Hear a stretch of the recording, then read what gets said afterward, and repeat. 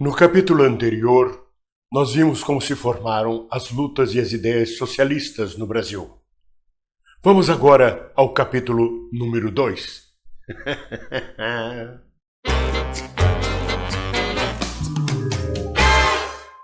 Olá, minhas amigas e meus amigos, alegrias! Vamos continuar a história das lutas socialistas no Brasil. Nos primeiros anos, 1890, 95, 1900, os militantes mais aguerridos, a vanguarda dos trabalhadores, organizava piqueniques, festas, passeios, para reunir as famílias dos trabalhadores e poder difundir as ideias socialistas entre eles, as ideias da luta de classe. Mas isso demandava tempo, dificuldade de reunião, dinheiro. Então eles optaram pela criação da imprensa proletária, ainda assim bastante difícil de fazê-la surgir. À época, o surgimento da imprensa proletária é similar ao surgimento dos blogs e canais proletários ou destinados aos trabalhadores ou à resistência contra o capitalismo nos dias de hoje.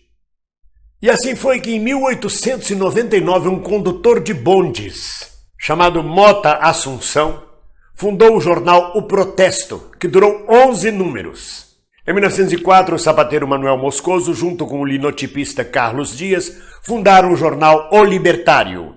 Vale ressaltar que, à época, as lutas socialistas eram muito chamadas como lutas libertárias. O movimento era um movimento libertário, oriundo das origens socialistas e anarquistas, sobretudo anarquistas dos movimentos e das instituições proletárias. Estas publicações proletárias elas aconteciam de forma muito abundante, sobretudo no Rio de Janeiro e São Paulo, que eram as províncias, os estados mais desenvolvidos industrialmente desde então. Em 1899, o semanário O Grito do Povo iniciou uma campanha pela redução da jornada de trabalho para 8 horas diárias. Vale ressaltar que até então os trabalhadores, os operários da indústria têxtil, os tecelões, os gráficos, trabalhavam de 12 a 13 horas e às vezes até 14 horas por dia. Em 1901 surge em São Paulo o jornal Avante, Avante com I, Avante, uma publicação dos anarquistas e socialistas ligados ao Centro Socialista de São Paulo. No Avante, um artigo denunciava a tirania anarquista nos sindicatos.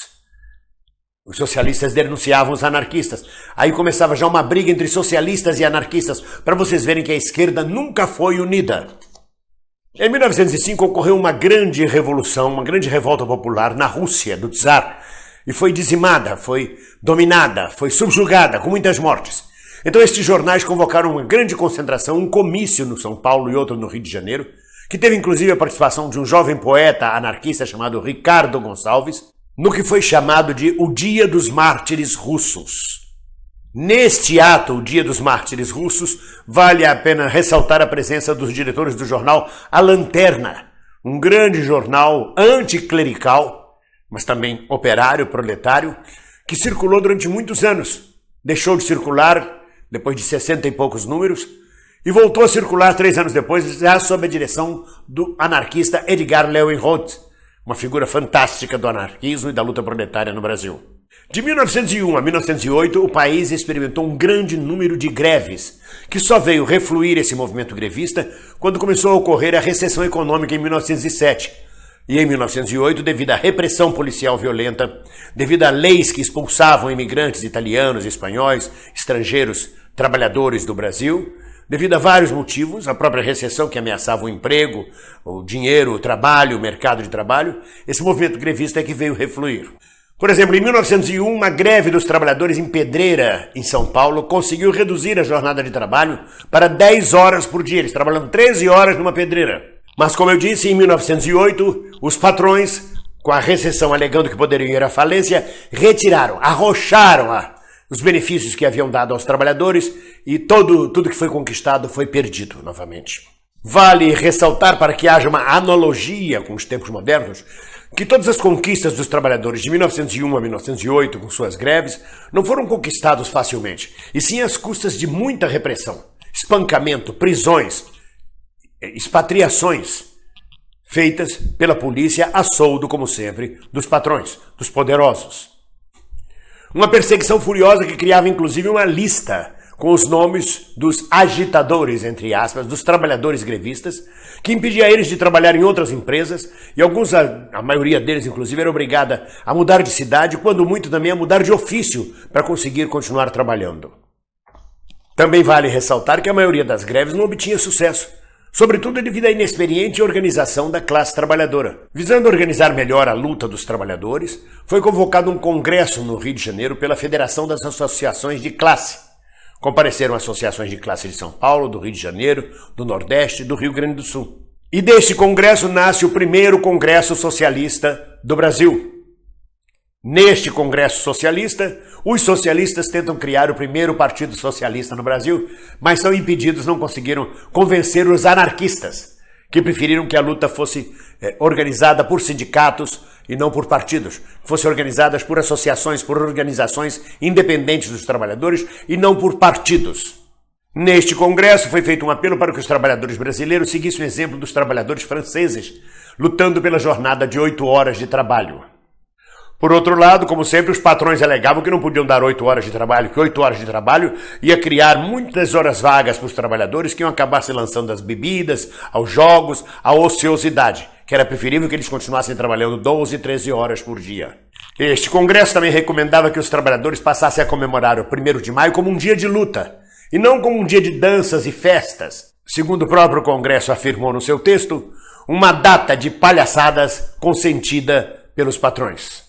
Em 1906, uma greve dos tecelões de São Paulo, que já viria a ganhar o apoio dos ferroviários paulistas, foi brutalmente reprimida pela polícia, com espancamentos, mortes, tiros. Foi nesta greve que foi ferido no braço o poeta anarquista Ricardo Gonçalves, a que eu me referi anteriormente. Ele participava de uma passeata estudantil de apoio à greve quando a polícia chegou atirando, para vocês verem que não difere muito dos tempos atuais. A luta é sempre a mesma, tem sempre o mesmo feitio. Há mais de um século.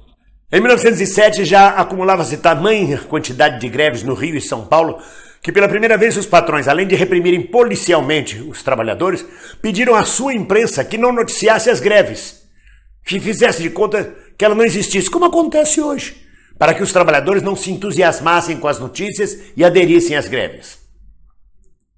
Ao reprimir as greves, eles alegavam também, a coisa irônica que acontece até hoje, de que as greves perturbavam o direito daqueles que queriam trabalhar e o movimento das pessoas que queriam ir e vir ao trabalho. Some-se a isso a presença dos dedo-duros, os Palocci da vida que sempre existiram e os fura-greves. Com uma nova lei, chamada Lei Adolfo Gordo, aliás, vale ressaltar que esse Adolfo Gordo, essa família Gordo, veio mais tarde dar origem a Silva Gordo, que foi presidente e dono do Banco Português do Brasil, mais tarde comprado pelo Banco Itaú. Pois a Lei Adolfo Gordo permitia a extradição de trabalhadores estrangeiros que participassem de greve. Só no ano de 1907, 139 trabalhadores foram extraditados do Brasil. O Nordeste teve pouca participação, já que não havia muitas indústrias no Nordeste, ainda era uma região agrária. Mas em Pernambuco, os ferroviários ameaçaram entrar em greve numa companhia inglesa de transporte ferroviário e foram duramente reprimidos pela polícia a mando da família Rosa e Silva. A partir de 1911, a luta dos trabalhadores toma outro impulso, uma melhor direção e organização. Mas isto fica para o outro capítulo na próxima semana. Um abraço! Olá, você gostou desse vídeo? Gostou desse canal? Então inscreva-se no nosso canal. Inscreva-se e não esqueça, depois de se inscrever, de tocar no sininho.